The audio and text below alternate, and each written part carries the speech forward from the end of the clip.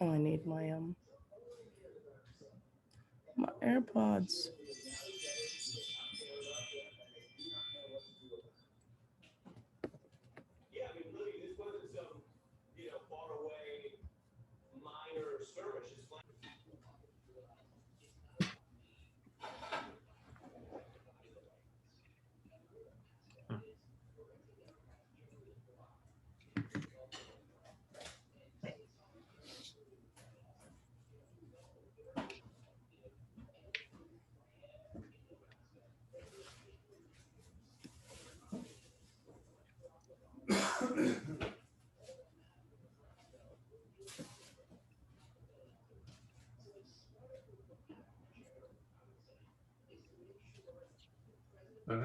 Is everybody in now, Larissa? Yeah, they're coming in. I think they're all in. We're just waiting for video. Yeah, my window went away. Did you get it back? I have to get out and get back in. If I disappear, I'll be right back. Okay, I'll let you in.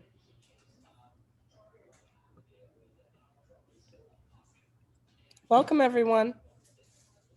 Hi. Happy Tuesday. Good as any day.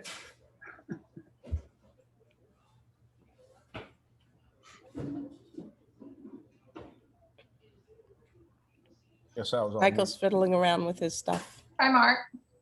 Hey, Kay. I guess you guys can hear me now. Hello, Larissa. Hey, Mark. Mike. How you doing, Mark? I've missed you to St. Augustine, but Hi, hello there. Hi. Gary, I see. Okay, it was you that was saying that. How's it yeah, going, no, Gary? hey. No, good. How you doing? Good, good. Good to see you. Good to see you. Okay, Michael disappeared. He'll be back shortly. Hey, Diane. Hey, hey. Oh, I want some of that wine. I do not attend a Zoom meeting without a glass of wine. It's Well, what You're are you supposed to have drinking? enough to share. Well, I come on got over. I got cranberry flavored water. That's close. My condolences. It's the right color. Accept them. Oh, God, it's been a long time, huh? Yeah, definitely. Yeah.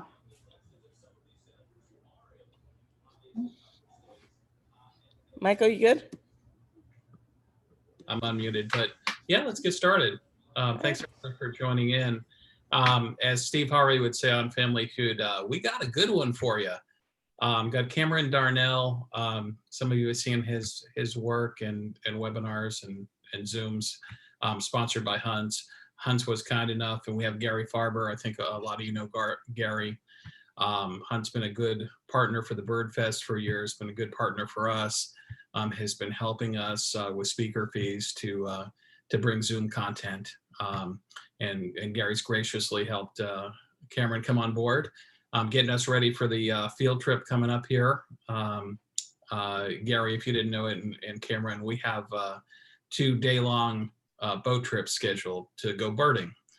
So we're hoping to get some tips and ideas from you. And with that, Gary, anything that you wanted to add and introduce Cameron? Sure, yes.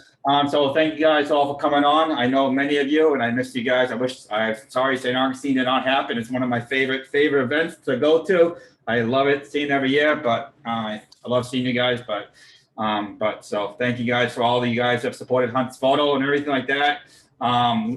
You guys all pretty much all know me, but for those who don't know me real quick, I'll just do real quickly about who Hunt's is. Most of you know me, but if you don't know me, Hunt's is a camera store based in Massachusetts. We ship all over the country, and really what I really emphasize, I've always emphasized on that, but I'm going to be more emphasizing on that. And my plan, how I'm going to build my business in the future, is not solely on having the best price. I mean, I'm competitive. I know what I got to do to get the business, but I'm not going to base my business based on having the best price. I'm going to base my business on customer service and building relationships with my customers. I want you guys to be more as a friend, a partner, as a resource, and not just be a salesperson to you guys. So If you're looking for that type of service, you're looking for that type of thing, then call me, email me, and I'll provide that service 150%. So that's really what I'm looking to do going forward. So a little bit of some other things coming up with Hunt's Photo. Obviously, there's no St. Augustine this year, but I did work with St. Augustine. For this coming year, and I actually lined up for April, May, and June. I lined up a youth photography series. And I'm going to be, for April, I'm going to be having the one and only Cameron Darnell doing a program for April. May, I'll be having Garrett Sheets, another young photographer, doing a program in May. And June, I'm going to have a photographer by the name of Caleb Hoover, who's actually from Florida. He's 15 years old, and he's going to be doing a program on as well too. He was actually took second place last year in the St. Augustine Youth Photography Contest. He came in second place. So he's an incredible young photographer. So I'll be posting all the information up on the Facebook page, on your Facebook page, as I get the details going. I am also working on putting together of 4 photography seminars for the biggest week, American Birding. That's going virtually, but I'm going to put together 4 programs for that. I've also hosted programs for Bosque Delatovsky. If you've never been to Bosque, lining up webinars every single month right until the festival. Their festival this year, if you've never been to Bosque, unfortunately, their festival this year has already been canceled, but we are planning on doing a virtual weekend. But I'll send you more information about that. Some of the speakers for Bosque I have coming up is I'll be working with Cameron. I'll be working with this kid named Owen, who's actually from New Mexico. Will be doing a program for me, and they'll be I'm working on trying to line up Roman for our program, and there'll be like 4 or 5 other programs lined up. So as I get more information, I'll send you information on that.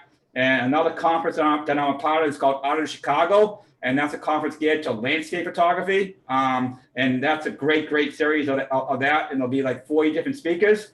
So I'll send you information on that as well, and everything else. But that's a little bit of Hunts, what we're doing. I really focus on, during the thing, I focus more on the education and less on the sales. And I'll be focused more on the education and taking a more soft approach than the hard sell.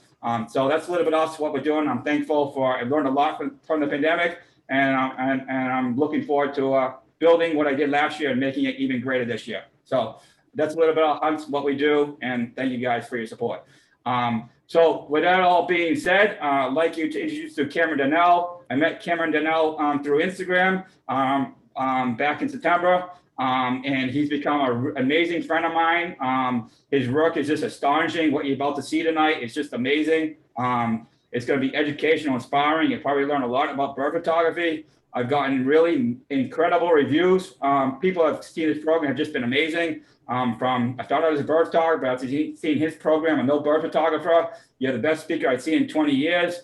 I just got something that came in yesterday. I haven't told you about, Cameron, but someone just came in yesterday. It was a thing about scheduling a program for another thing, and scheduling a program, telling people about Cameron's program coming up in a couple of weeks. And he said she put an email out. He put an email to all members saying, "Put this date down. You don't want to miss this program. You'll get to meet him in person, and you're going to see the best, one of the best photographers in the country." That's what she put in the email. So I was like, wow. So there you go. So without further ado, Cameron, it's all yours. Ooh, that was a great intro to a lot of high expectations here, but I'll try my best. So, hi everyone. My name's Cameron Darnell. I'm super thrilled to be here in front of you all tonight. Thanks for taking some time out of your Tuesday to listen to my presentation about bird photography. A little bit about me. I'll be going to Williams College next fall. I've been a birder my whole life. I love nature, love the outdoors, love birds. And about 7 years ago, I picked up a camera. I saw someone on a bird walk with a lens and a camera, and I thought, wow, that looks really fun. And ever since then, I've been hooked. I just love it. Love being out in nature, photographing birds. And I've learned some things over my time photographing birds that I'd like to share with you all today in this presentation. So there'll be some specials in my presentation, and there'll also be an email afterwards. And if you'd like to purchase any of the equipment I use, you can just email Gary at Hunts, and he's always super helpful with any equipment purchasing. The procedure for questions will be, if you have questions throughout my presentation, there'll be 2 question breaks, one in the middle and one at the very end. If you have a question, just type it down into the Zoom chat at the bottom there, and I'll answer them as best I can during those breaks. Let's see, that's about it. Let's go right into the presentation here. I'm going to share my screen.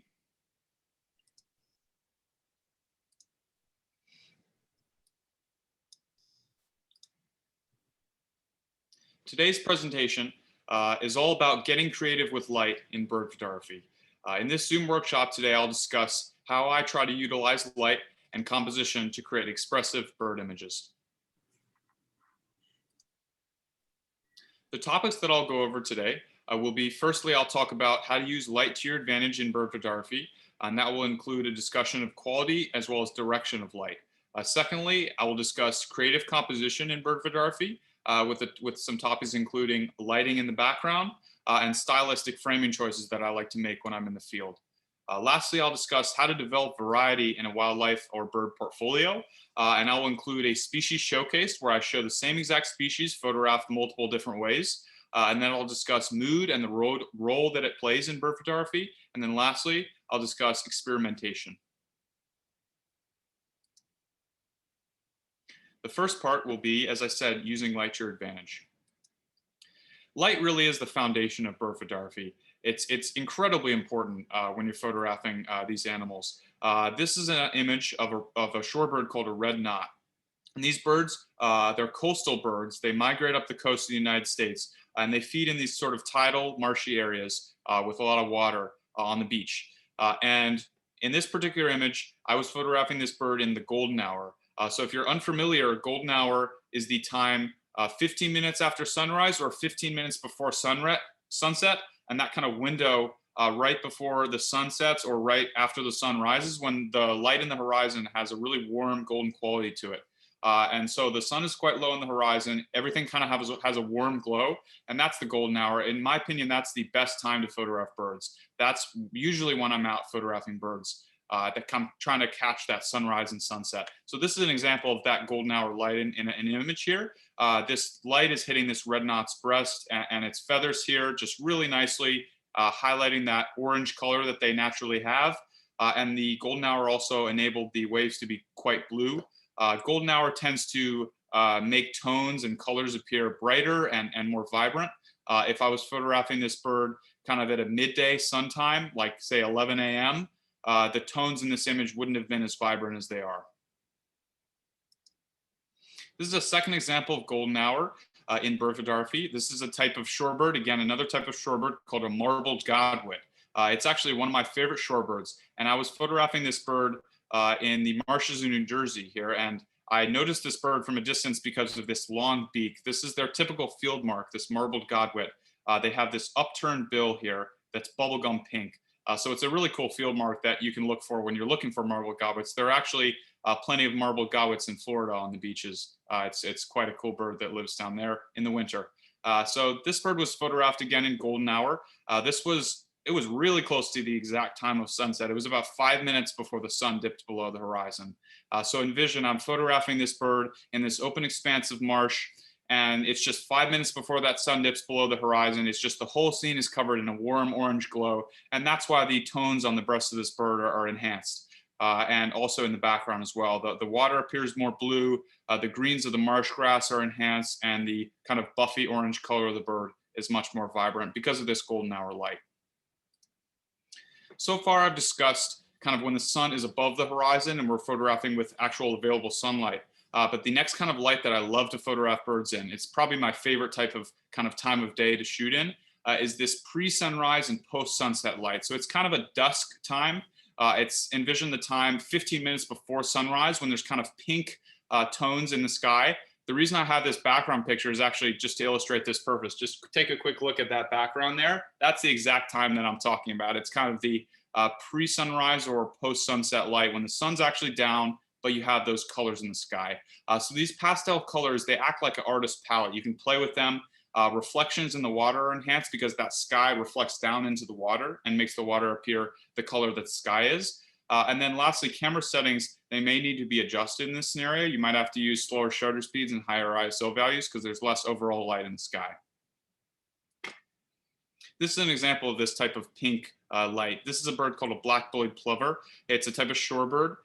And here it is. It's in its kind of summer plumage here. And he's feeding in this tidal mudflat for little invertebrates under the water. And I was photographing this bird 10 minutes before sunrise when there were these beautiful lavender pink colors in the horizon. And it was reflecting down into the water a little bit and made the whole scene kind of appear kind of a cotton candy bubblegum color, which is really, really pretty and something that you can't really replicate in any other time of day. Those colors, kind of the lavenders and pinks and magentas and oranges that happen at this kind of dusk time of day on a sunny day, they're great to photograph birds in. This is a second example of this time of light. This is a bird called a snowy egret, and he's striking for a little minnow at this particular time of day. This was about 10 minutes before sunrise. It was pretty dark out, so I had to adjust my ISO settings and shutter speed accordingly. The shutter speed wasn't too low for this image because I was able to freeze the action here, but my ISO was fairly high to compensate for less light getting let in the frame. But the thing that happens when you're photographing this time of light is these colors are just are enhanced incredibly because of this dawn light. So the less light, when you have a little bit more noise in the image, for me, it's a little bit of a payoff because you get those colors that wouldn't be visible at any other time of day. So the types of light that I've discussed so far have been sort of front light, when the sun is behind you and the subject is lit. But the next type of light that I'm going to discuss in the next couple slides will be backlight. This is a wonderful type of light to enhance your creativity. The general kind of concept of backlighting is when you're photographing a subject and you're shooting into the sun, you're pointing your lens right directly into the sun, and the sun's in front of you and the subject's between you and the sun. That's backlight, and it's best done at golden hour. And then the last type of lighting that I'll discuss later in the section will be overcast.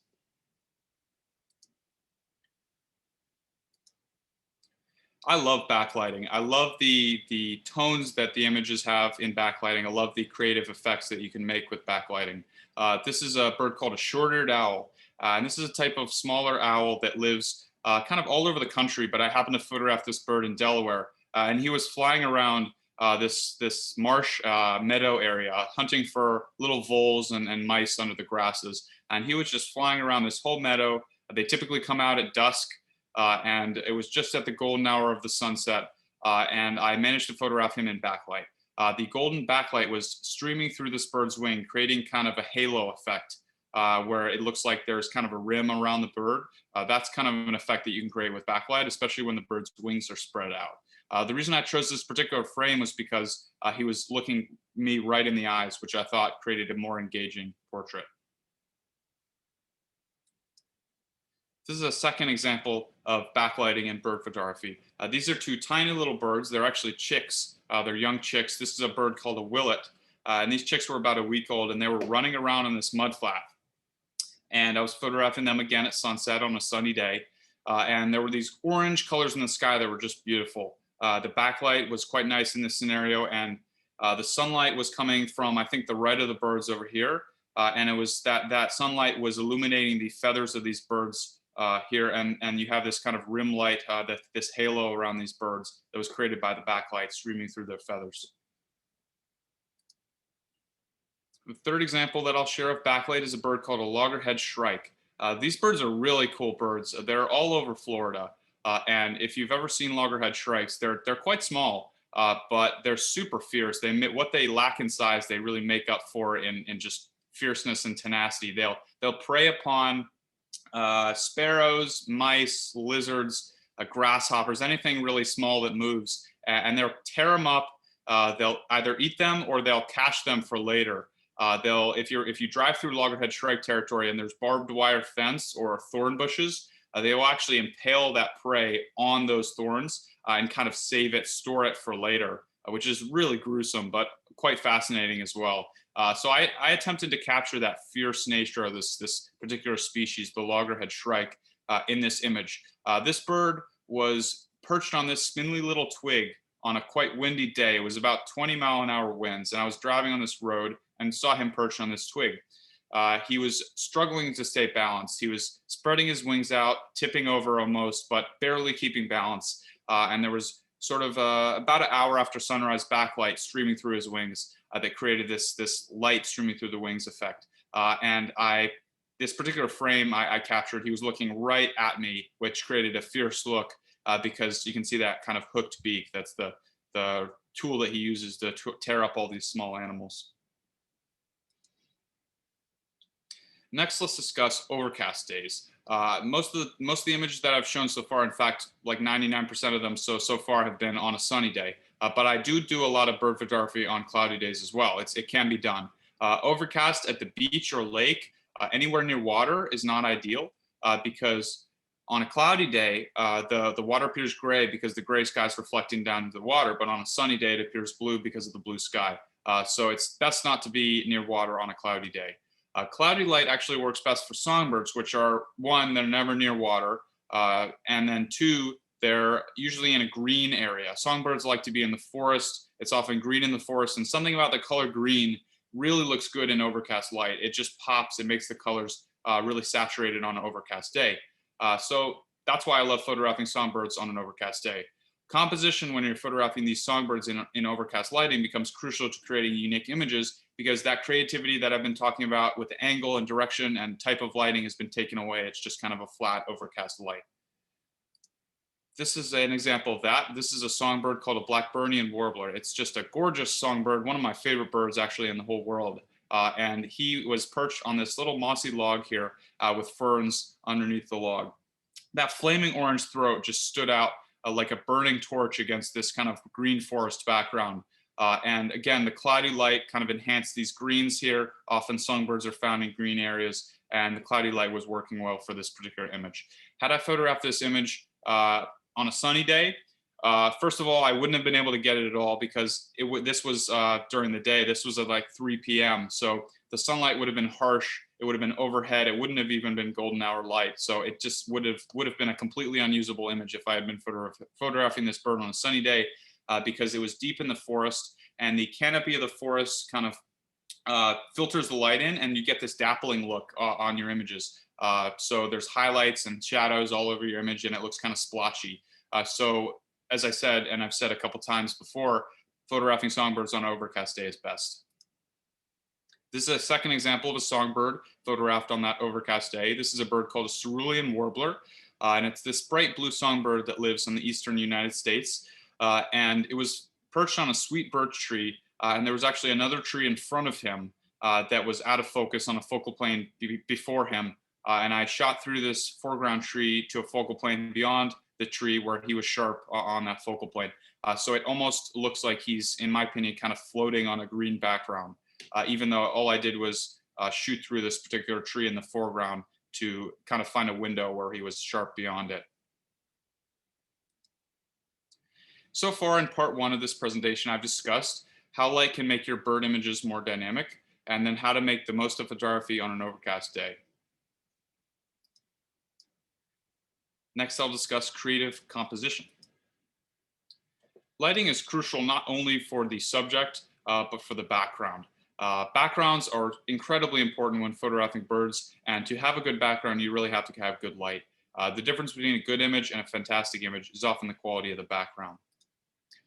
This is an example of lighting affecting the background directly. This is, again, the short-eared owl, similar species to the one that I showed in this presentation. He was flying around in this meadow at sunset. But the thing that stood out for me when I was thinking about sharing this image in this presentation was the lighting in the background and foreground.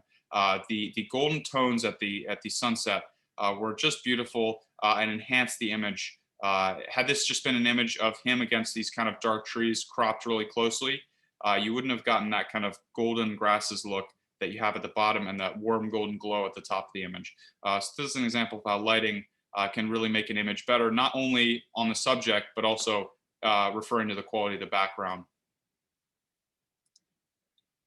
This is a second example of lighting affecting the background. This is a duck called a northern shoveler duck. It's a male of this species, and he was perched on an underwater log on this small pond. And a little backstory behind the background of this image. At first glance, it may look a bit oversaturated, maybe a little bit fake, the colors of it. But the actual scenario that created this background was, it was fall color, it was November, And I'm in an area of the country where you get that red fall color, especially in the red maples at that time of year. And there were red maples on the edge of this pond. Golden hour light, sunlight, direct sunlight was hitting those red maples. That reflection was reflecting down into the pond water. And then I lined up this northern shoveler right in that reflection to create that fiery background look. So all it was a reflection from red maple trees in the background. This is also an example of urban wildlife photography. This particular image was taken on the National Mall, in a small pond in the National Mall in downtown DC. I live a little bit near DC, so I went out one evening to try to photograph this northern shoveler with those red colors. And it's an example of how, even if you live in an area that's not super remote, you can do wildlife photography. Birds really are everywhere. They're all around us, and anywhere you are, they're always there to be photographed. The next type of sort of stylistic compositional choice that I'll talk about will be small in frame. Some people refer to this as the environmental shot, but the general gist of it is that it just includes more of the subject, or sorry, more of the habitat, the environment, and the subject is quite small in the actual frame. So it's almost attempting to tell a story of the subject and its habitat. I like to think that it transports the viewer into the field. It kind of makes you feel as if you're there. And the main thing that's important for small in frame is this concept of subject isolation. Subject isolation is not only important just in regular bird photography, but for small in frame, it's just pivotal. Subject isolation refers to the distance between your background and your subject. So good subject isolation, the subject isolation that I'm looking for is when your background is really far away from your subject, it's distant from your subject. The subject isolation that's a little bit more poor is when the background is really close up to your subject, it's right behind your subject, and then it appears distracting and more in focus. That's why this style of image is the most difficult style of image, in my opinion, to execute effectively, because your subject isolation has to be good for it to work. This is an example of that concept of subject isolation. This is a warbler. It's a type of warbler called a yellow warbler. And he was perched at the very tippy top of this thorny bush in spring. And this warbler just popped out at me from a mile away. I saw him quite far away, and that yellow bird at the very tippy top of this tree, I saw that with my naked eye so far away, and I thought that'd be good for small in frame because it's good subject isolation, because the background of trees and greenery was very, very distant, and the eye is drawn immediately to that yellow color. So for me, it worked a little bit better than if it had just been a bird a little bit lower in the tree, maybe a less colorful bird. The eye wouldn't have been drawn to the bird. With small in frame photography and bird photography, you want the viewer's eye to go directly to the subject and not have to search around for it. Because some small in frame images, it can be difficult to find the subject at first in your eye because maybe the background's a little bit more distracting. So when your eye goes right to the subject, it's usually a not distracting background with good subject isolation, and so some sort of moment where it's just easy for your eye to be drawn to it. This is a second example of one of my small in frame images. This is a bird called an indigo bunting. And there's this sunflower field, this gorgeous sunflower field that's about a half hour from my house. And it's out in Maryland. And in July and August, they bloom, full bloom. And you can just walk all over the sunflower field and just be amongst these sunflowers. And meanwhile, they're indigo buntings singing. They live in the sunflower field in summer, and they're feeding on the little seeds and kind of hopping from flower to flower. One late July evening, I went out to photograph this indigo bunting at sunset. I was able to photograph him in backlight. The first thing that I'll talk about this image is the backlight. This background up at the top was created by golden hour, kind of pink sunset backlight streaming through the trees, creating these balls of light here. And you can also see there's a bit of rim lighting on this indigo bunting, kind of an outline around him that was created by the backlight. Secondly, you have these out of focus kind of balls of sunflowers here. That was created by me shooting through a little window of these sunflower buds in the foreground onto a focal plane beyond those sunflower buds where this indigo bunting was sharp beyond it. The reason I chose to crop this image quite far away, more of a small in frame shot, is because of this color. You have these gorgeous sunflower colors in the foreground and the background with these pink sunset colors. So if I had cropped this really close up, you wouldn't have gotten those colors all around the image. The second type of image that I'll discuss is images highlighting detail. This is the exact polar opposite of small and frame. They're extreme close-up moments that are closer than a regular portrait. They can produce incredible images. They tend to attempt to showcase the subject's plumage intricacy and the detail of the scene that you're photographing in close-up. This is an example of one of my sort of more detailed close-up images. This is a bird called a Louisiana water thrush, and it's a semi-aquatic songbird that lives in the eastern United States. And there was this little babbling brook, sort of a small stream covered with mossy rocks and little yellow flowers all over the bank of the stream. And that's where this Louisiana water thrush calls home. And he was hopping from rock to rock, feeding on aquatic invertebrates, kind of doing his thing on I think an April morning, a cold April morning. And I managed to photograph him on this mossy rock with these yellow flowers right next to it. And I cropped this image very, very close up because I wanted to showcase not only the detail of this bird's feathers, here are the streaks on its breast, all the field marks that a birder would look for when looking for this Louisiana water thrush. I also wanted to photograph this mossy detail here with these sporophytes and water droplets coming out of this moss, and the plant detail of the flowers as well. It was just kind of a close up, almost a little bit like a macro shot, except with a bird in it. The next type of image that I'd like to discuss is behavior and anticipation. Behavioral images can be really cool with bird photography, but you have to really know the behavior and habits of your subject. Binoculars are a crucial tool that I use. I use these Zeiss Terra ED binoculars. Zeiss is a nice company that makes binoculars. They're kind of mid-range price and their quality. When I'm photographing birds and thinking about behavior, I like to control what I can. And what I mean by that is there's some aspects of bird behavior when you're kind of looking for that behavioral image that you can't control.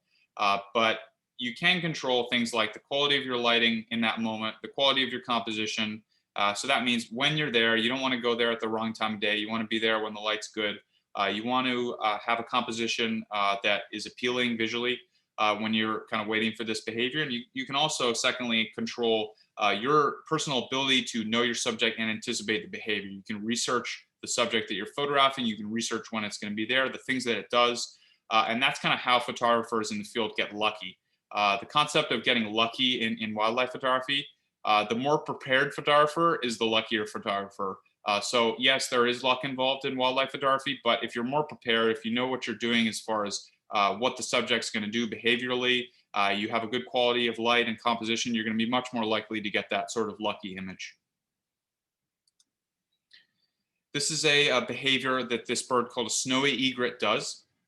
And the particular behavior that I captured in this image is this feeding behavior where these birds are dancing. It looks like they're dancing. They're dancing all over this marsh area, feeding for little bait fish right under the surface. And they spread their wings out and they just dance all over this marsh. And it looks like they're doing the ballet. And they're just aggressively chasing these fish. It's a really cool behavior. If you ever, there's some videos of it online. Just look up snowy egret sort of dancing feeding behavior and it'll come up. It's really, really cool. And also it's really even more cool to see it in person. So I wanted to photograph this particular type of behavior. I went out to this area in the marsh where snowy egrets were going to be present. And I researched the kind of cue, and the research, I just mean looking up in a field guide, looking up kind of online stuff. One resource I use is eBird. I'll talk about that a little bit towards the end of the presentation. eBird is a great resource. But anyway, I researched the type of behavior that it does before this behavior, the kind of visual cue that it gives it. It'll move its foot up and down in the marsh, kind of in the water, and then it'll stir up fish and then he'll chase the fish. So I was watching for that kind of foot behavior. He did it. And I was like, okay, well, he's going to do the other behavior now because he did that first. And then he ended up doing it, and I was ready for that moment because I knew what to anticipate when I was photographing this bird. The second example of bird behavior in this presentation is a bird called a golden wing warbler doing its forage gleaning behavior. These golden wing warblers, they feed on small insects like inchworms, larvae in the springtime, and he was crawling over this little red maple, hopping from leaf to leaf, doing its forage gleaning behavior where they tuck their bill actually right here, as you can see, on the undersides of leaves. And they pick the larvae and inchworms out from underneath of the leaves. It's really cool behavior to see. and I was able to capture this bird by knowing that behavior, anticipating what it was going to do, controlling my lighting and background. In part 2, I've discussed how to get creative with backgrounds and foregrounds, some techniques for stylistic framing that included small and frame, detailed close-ups, and behavioral images. Just before the question break, I'd like to make a note on my post-processing habits. I use Adobe Lightroom and Adobe Photoshop when I post-process my bird images. I do color, contrast, exposure, sharpening, crop, as well as undesired object removal adjustments in Photoshop. My goal when I'm post-processing my images is to replicate what my eyes saw in the field. The specifics of my workflow are more complex than what's on this slide, but feel free to send me an email after the presentation to learn more about how I process my bird images in greater detail. Let's do a question break for any questions that may have been typed in the chat. I'll stop my screen share and we can do that. All right, tell me when you're ready. I am ready. Good.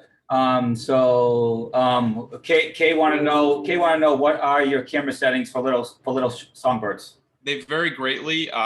One thing that doesn't vary is I always use f4 in that scenario. So the lowest aperture possible on my lens. I use the Canon 500mm f4 prime lens currently. And as far as the other settings go, when I'm photographing little songbirds, I set the ISO manually according to the amount of light that's in the scene. So if it's quite low light, I'll set it at like 6400 or 3200 or something. If it's a lot of light, I'll set it lower. And then the shutter speed, I'm on aperture priority mode for songbirds, and that is set automatically in the camera. If you have any other questions, you can put them in the chat, and we'll answer them. Anything you have at all, just put them in there, and we'll answer them.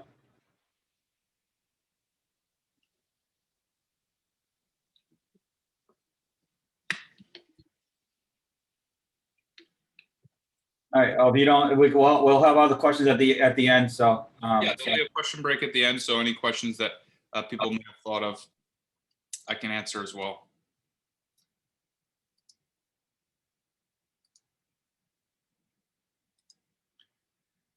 The last part I'm going to discuss in this presentation will be developing variety in your portfolio. Variety in any type of photography is crucial. It's the thing that kind of takes the photographer from a more starting level to an intermediate and eventually an advanced level. If you see someone with a portrait gallery that has many different angles and types of lightings and styles incorporated, that's really the something that I value in photography, and a lot of people value as well. To achieve variety, I try to look for, as best I can, kind of unique lighting, unique compositions that will create something that maybe other people haven't done or something that I haven't done, kind of always looking for a new composition. The second thing that I do to achieve variety is thinking in my head, actually, the words, what else can I do? When I'm photographing a bird and it's a moment that's going well, I like to think in my head, what else can I do with this particular moment? That means sort of maybe backing up for a small and frame image, getting closer for a detailed portrait, moving to the right or left to change my background, change the angle of my background, changing the angle of my positioning, like moving 180 degrees and getting backlight instead of front light, or vice versa, getting up on a higher level or down low to the ground to just change my angle, just kind of changing all the little things that you can do about an image instead of just sitting there and taking 1,000 photos of the same moment from the same position. So that's kind of a tip I'd give when people are looking to achieve variety in their portfolios. To illustrate this point, I will do a species showcase. The particular species that I'm going to share is a shorebird called a short-billed dowitcher. It's one of my favorite shorebirds. And these 5 images were taken on 2 separate days at the exact same location with the exact same equipment, and again, the same species. Note how each image features different composition and light. The first image of this short-billed dowitcher is him feeding in this marshy tidal area, pulling out a sandworm from the water. And he was photographed after sunset in that pink, dusk, kind of warm pink tone light. And the light from the sky was reflecting down into the water and making the whole scene appear kind of cotton candy colored. The second image in this particular gallery is the same bird in the golden hour light, except it's backlight. and the fiery light from the sky is reflecting down to the water, and you have these colors that enhance this already orange color on the breast of this bird. That was kind of a different look than I had gotten prior to this outing. Thirdly, here is the same one, and he is feeding, doing its kind of probing feeding behavior. They stick their beaks down into the mud and look for invertebrates under the sand. And its beak, as you can see in some of these other images, is pretty long. But imagine this beak just going all the way down into the mud here. It's a really cool behavior that they do, and it goes all the way up to the tippy top of the beak here, just probing for those invertebrates. And this was photographed at golden hour. This was 10 minutes before sunset. And this is more of a detailed close-up. You have the feather detail, this kind of scalloping of the feathers on the short-billed dowitcher, and the kind of rufous cap here that's one of the field marks that they exhibit. It's shown in detail, and it was more my close-up portrait of this species. This fourth image is the emphasis in this image is on the background. This background was created by a house. It was actually a house at the edge of the marsh where I was photographing this bird. And the house was being illuminated by golden hour light, reflecting down into the water. And that's this kind of brown peachy color that you see here. There was also green marsh grass, which created this green color. And the sand dunes here and the marsh mudflats were in shadow, creating a blue color. So you have, let's see, you have kind of red, you have yellow, orange, green, blue, brown. You have a lot of colors in the background of this image that look like kind of a kaleidoscope to me. That was the effect that I wanted for this image, and it was something that I hadn't gotten before of this particular species. The last image in this species showcase is a silhouette. Same bird, and he is in front of a gorgeous pink sunset. The sun was really pretty in this scenario, and this was, let's say, 20 minutes after sunset. And there were magenta colors in the sky. It was too dark to get any kind of front lit portrait. So I went for a silhouette here and clicked this image. The second species showcase I'm going to share with you all today is the prothonotary warbler. This is a pretty little bird. It's a yellow songbird that lives in the swampy areas of the eastern US. And these 5 images of the same bird, again, like the last short-billed dowitcher species showcase, were taken on 2 separate days at the exact same location with the same equipment. And try to note how each image features different composition and lighting.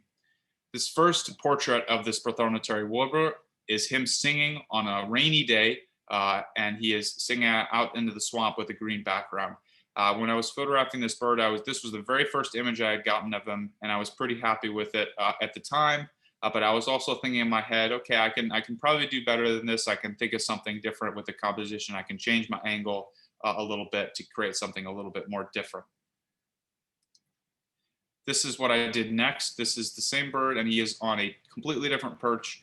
It was a mossy perch, a really, really pretty perch, one of the prettiest perches that I've ever seen a bird land on, actually, with these rain droplets on the sporophytes on this moss and the detail here. The perch was really what made this particular image special, in my opinion. He's giving a little bit of a half-hearted song, and the detail is showcased nicely. This is the detailed portrait in this species showcase. You have the plant detail again, kind of a macro plant detail with the bird detail as well, close up with a distant background with good subject isolation. Second image is a bit more small in frame. I took a step back and he landed on a different perch. It has a little bit of texture. There is this texture of this kind of craggly old stump here with lichen, moss, and kind of texture on the right of the image, and to the left of the image, there's kind of a distant green background. He's looking out into the space of the green background as well. So it's a different angle. He's kind of clinging to this vertical perch, which is a little bit interesting because they don't often do that. Something that I hadn't seen before. And you have the texture as well in this image.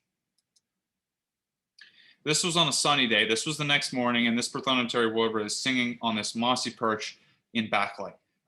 The background was created by light streaming through the swamp, streaming through the grasses in the swamp, and there were kind of dappling splotches of light that worked in this scenario. It doesn't always work with warblers, but it was more of an open area. Swamps a little bit more, there are kind of more open areas in swamps than there are in dense forest, so it worked with the lighting in the background. Here he is just giving us full song. And the colors in his breast and his head here, they were kind of mirrored in the background. They were kind of, here's a little bit of yellow here, and there was yellow in the background, which works with bird photography sometimes. If you can have a subject where the colors in the background mirror or kind of mimic the colors on the bird, that's effective with bird photography. This last example was earlier in the day at the golden hour sunrise. Here he is on this woody perch here. He's perched nicely, just kind of chilling. And he was imposed against this background that's just a gorgeous sunrise, light streaming through the trees that was created by that sunrise. Next, I'll discuss mood and the role that it plays in bird photography. Images can make you feel a powerful mood or emotion. Working creatively with light and composition can create a specific mood, which always adds to the appeal of any work of art, any play, any movie, anything, any image, any painting, anything like that. If you can make your audience feel an emotion or a mood, it always adds to the appeal. The moods that I try to look for in bird photography that often work are uplifting, dark, pleasant, dramatic, tense, euphoric moods. Those tend to work with bird photography. This first image is a little bit of a lighter mood than the next image I'll share, but it still has, for me, a little bit more of a mysterious mood, eerie. And this is a bird called a common loon, and he is on this small pond in Massachusetts. It was an eerie morning. It was foggy all over the place. There was fog everywhere. Golden hour light was streaming through the trees, hitting the water on the swamp, illuminating that fog. And this common loon was swimming all over the pond, giving his haunting, eerie call. If you've ever heard a recording or heard in person the call of the common loon, it's very, very eerie and very cool. And he was doing this call pretty close to me, and it was just a really cool moment where I tried to capture a certain mysterious, foggy mood.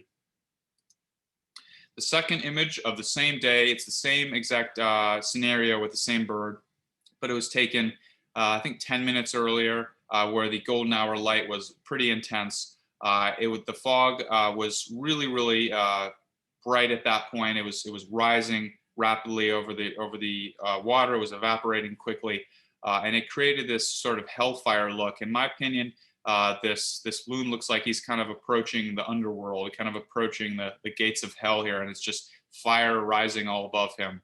So that's kind of the mood that I tried to convey in this particular image of the common loon. Next, I'll discuss experimentation in bird photography. Stepping out of your comfort zone in any scenario can result in compelling images. To do this, I try to use unconventional camera settings, angles, and compositions. This first, more unorthodox image that I'll share is a bird called a common tern. And you may be wondering what exactly this image is. This is this common tern bird at night, and he is put right, I imposed him, just line him up right in front of a street light. And there was a street light in the background. I was walking back from a photography outing with a friend on the beach, and there was this common tern perched on a pole sleeping, and we could barely see him. It was kind of nighttime was falling, but it wasn't 100% nighttime. And in the background, there was a little condo near the beach, and there were some lights, and this particular street light had the opportunity to be the silhouette of this bird. And I was able to line him up right in that street light to create this image where it's all dark, but you have that bird in the street light. And I'll just tell you right now, this was not the image that I was looking for when I went out that day. I didn't go out on this beautiful May evening and think, wow, I mean, how am I gonna photograph a common tern in a street light? That's my goal. Like, I never thought that. I was just out there on the beach. The moment happened, I thought, maybe it'd be cool to photograph this bird in a street light.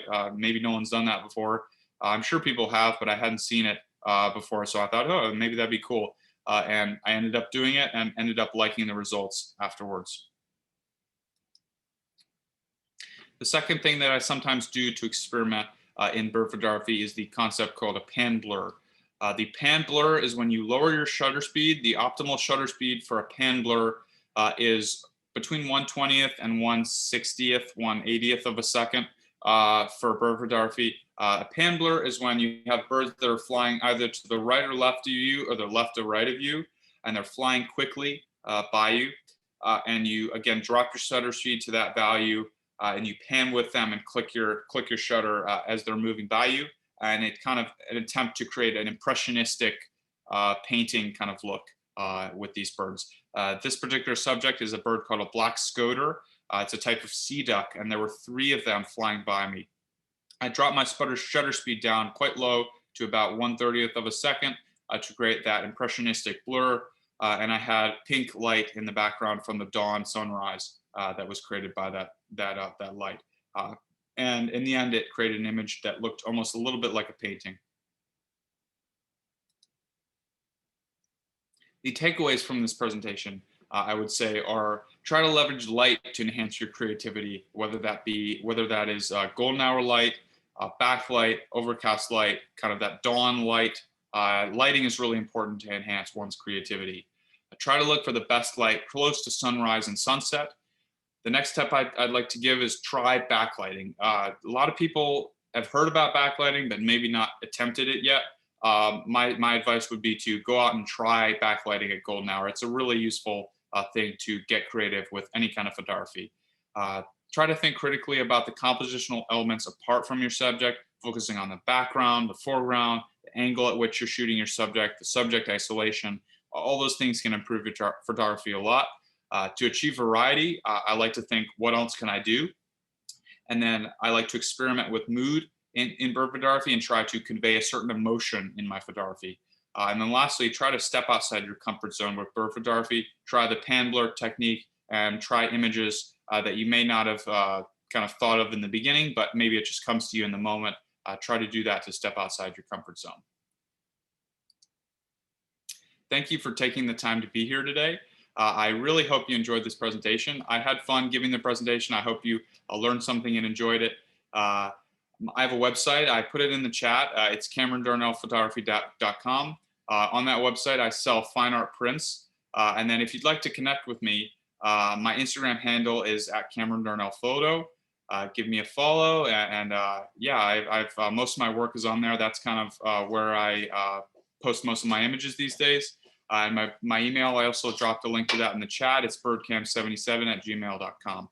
If you have any questions that I may not have been able to answer in this presentation right now, you can always send me an email with whether it's post-processing or anything else to have that question answered.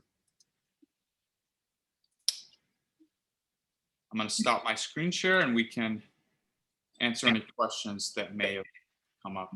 All right. Tell me when you're ready. Yes. All right. All right. Are you lying flat on the ground or for your shorebird pictures? I am. Yeah, I am lying flat on the ground. It's important to get eye level with shorebirds to create that engaging portrait. The piece of equipment that I use to do so is this particular thing called the skimmer ground pod.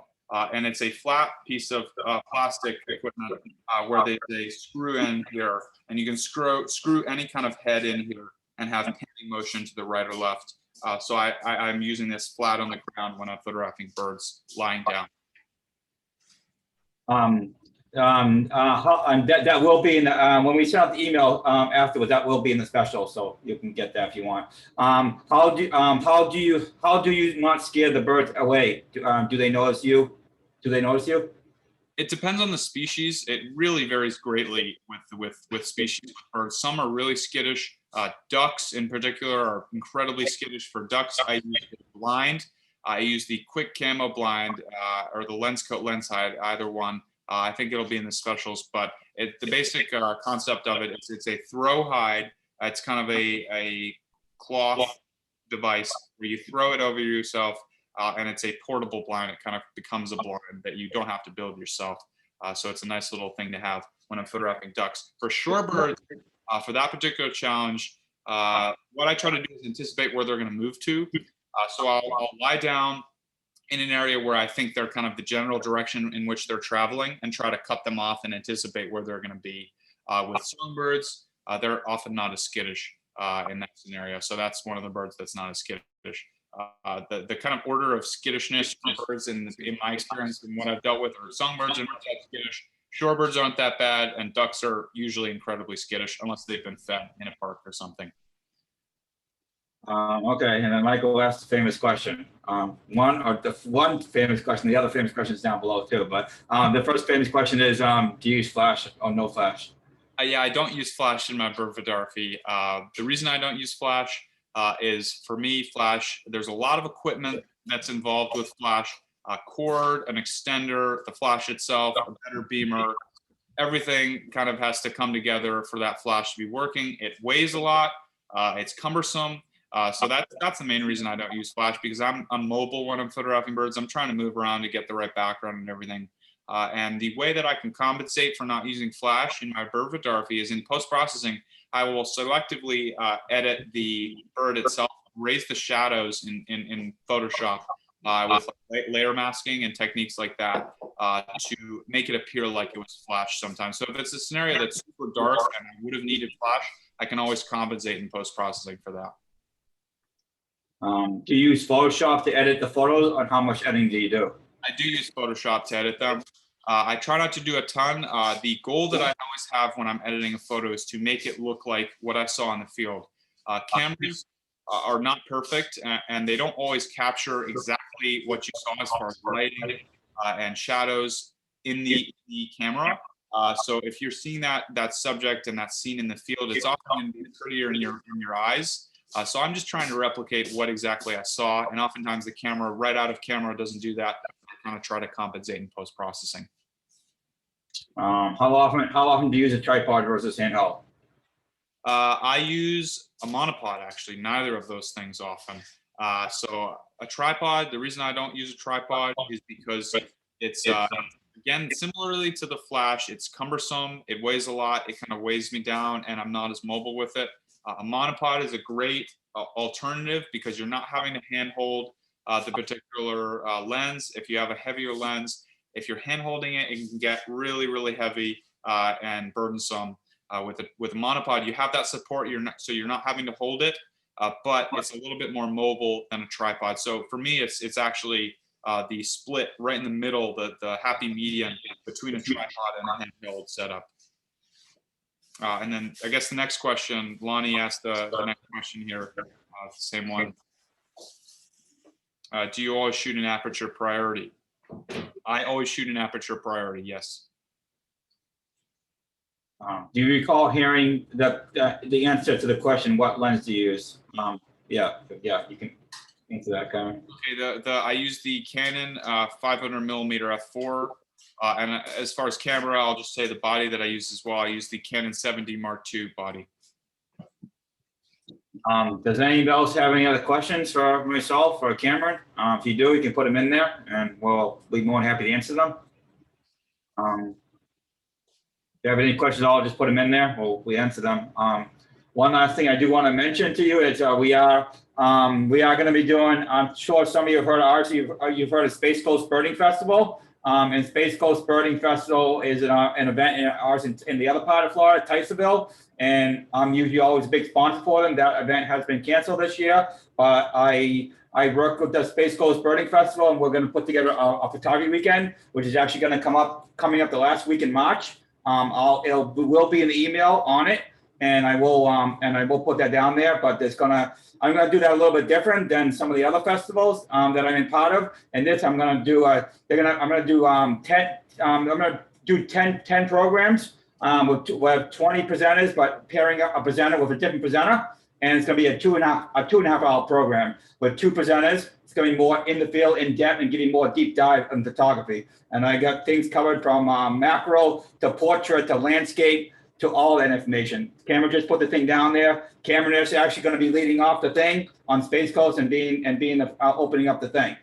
So I'm very excited for that thing. I try to put the information where it's price affordable and not price it too high, but not price it too cheap. So hopefully I did the right thing price wise, but it's going to be a great weekend. So hopefully you guys can join for that. So it's live and in person rather than a Zoom. What? Is that an in-person event you're describing? It's going to be virtually. Virtually. Yeah, they just couldn't do it. They couldn't do it in person. They just didn't feel safe to do it this year. And they are planning for the following year to do it in person, but they're moving the location because they can't because of location where they have it, they basically told them they can't have it there anymore. So they have to find another place. So, but they are planning on doing full back in 2022. But I will pull the information now and thing. So, so there was a couple other questions came in. I have a few people looking at mirrorless. Any thoughts? Do you want to give an opinion of that, or I can give an opinion of that, or I think Noah didn't Noah do a program for you guys on mirrorless cameras early in the year? Michael? Oh no. Or if he did, I missed it, but no. Okay. Oh, if you're looking for a mirrorless program, Noah has that thing. We can bring that to you guys. We do a full program of those cameras. But why don't you give your thoughts, and I'll give my thoughts, Cameron.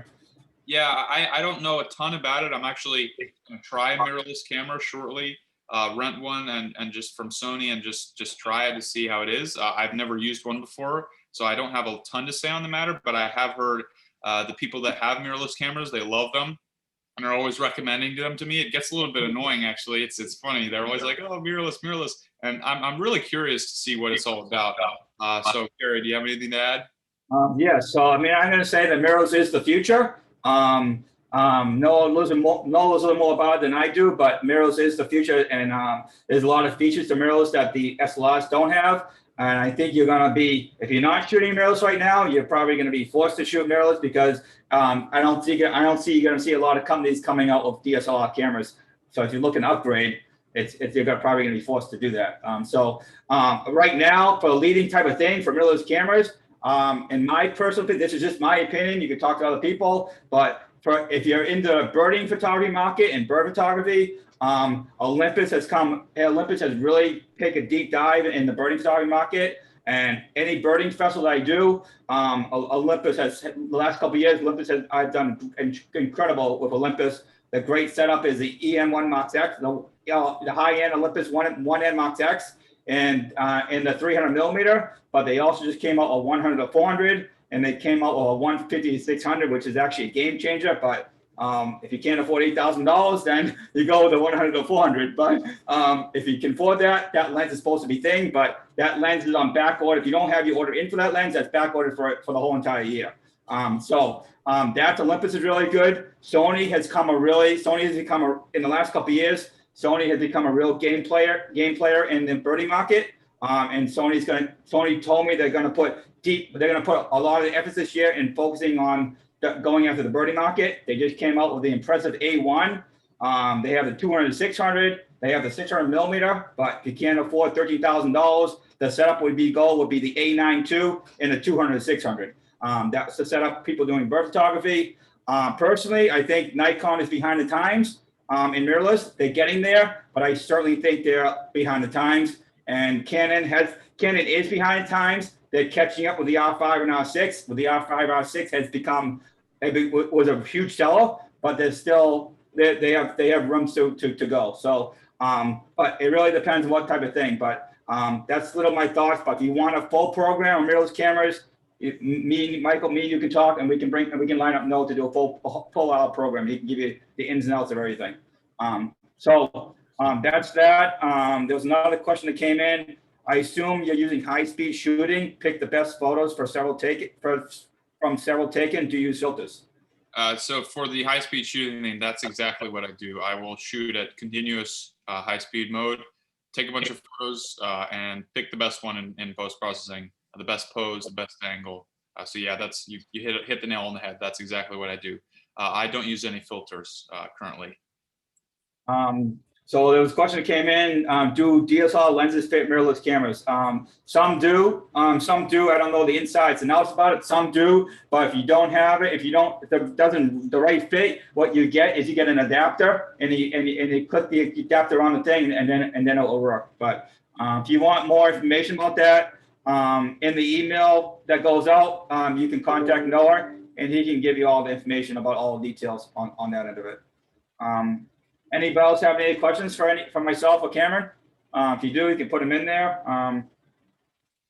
If not, you can put them in the thing. If not, anybody else have any questions? Otherwise, we'll close it out. If you have any questions, put them in. If not, I want to thank you guys for coming on for this program, and hope you guys really enjoyed it. I look forward to bringing more great programs to you guys and being part of and being a great friend and a great resource to you guys and building a great long-term working relationship with St. Augustine Kennel Club. There's one, Jim Valenti, Canon adapter is nice for fitting DSLR mirrorless because you can drop the filters if needed. Yes, that's a good point, Jim. Anybody else have any questions at all? And Michael, any closing words you want to say? Cameron, a lot to live up to in that introduction, and I think you did. So thank you so much. I'm pretty impressed, not just by the photos, but the vast knowledge of the bird species, and by even taking it one step further, and you knew all the flora as well. I was pretty impressed. So thank you so much. Feel free to come back, and if you're this way, feel free to stop in on the monthly meeting. But thank you so much, guys. Thinking about St. Augustine and especially the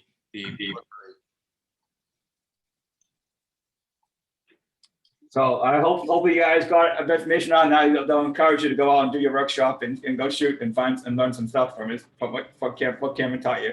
So that's it. I want to thank you guys. Have a great night. And unless there's anything else, hopefully I'll see you guys on some of these other Zoom sessions that we have planned and et cetera, et cetera.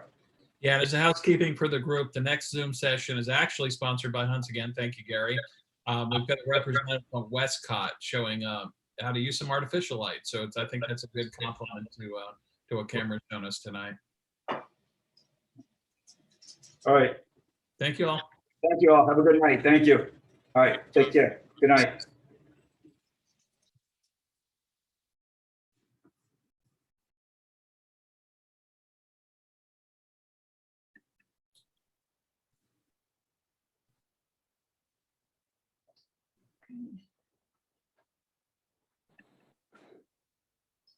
Are we done? Is the meeting over? The meeting is over. All right. We'll see you Friday. See you Friday. Let's see, Friday it is. Friday it is. Take care. Hey, Larissa, I can hear everybody clear now. I don't know what was going on. Oh, was other people having trouble hearing too? Maybe I spoke to, it's broke up. I don't know if it's, maybe I'm losing, I've got bad internet. I don't know. No, I had trouble too. It was Mark. fine during the presentation. You're breaking. Well, even right now, it's broke up. Yeah. I'm hearing like every third word. Yeah, it wasn't just you, Mark. It was I'm breaking happening up? throughout the presentation. Yeah, you're breaking up also. So, okay. He was good. Yeah. And just now entering college. So, Well, I know you're how would I put it? For him, he made a favorable impression on you, so I knew he would be good. yeah. Well, it's one of my subjects. It's what I like to photograph. So, And you do a great I have job. invested interest. So. But I will say, I was impressed at